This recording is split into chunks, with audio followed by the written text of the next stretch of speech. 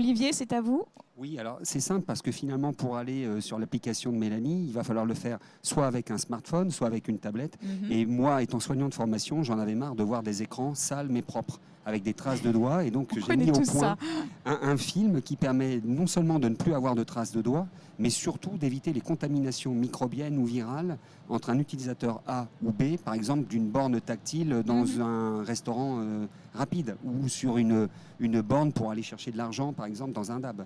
D'accord, et comment vous est venue cette idée? Enfin, vous êtes ingénieur, vous êtes... Non, je suis soignant. Moi, je suis infirmier aux urgences. Et puis, quand on se déplaçait avec le SAMU chez les patients, on arrivait avec des gros écrans, entre autres les scopes, qui sont nettoyés malheureusement, ce qu'on appelle en nettoyage humide, c'est-à-dire on laisse des traces pour que les produits biocides fonctionnent. Et les écrans étaient toujours dégoûtants. Et je trouvais ça, mais c'était inconcevable pour moi d'arriver avec des écrans comme ça dégoûtants. On vient de l'hôpital qui est soi-disant un endroit le plus propre possible.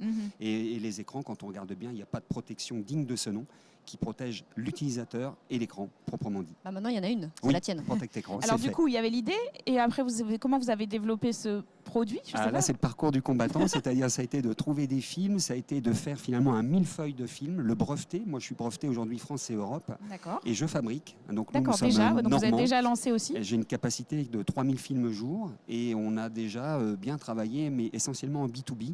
Et là, on réfléchit justement à élargir. Oui, c'est ça, parce que finalement, vous pourriez vendre ça pour nos smartphones. Oui. Et là, Mélanie m'a donné envie d'aller vers le B2C.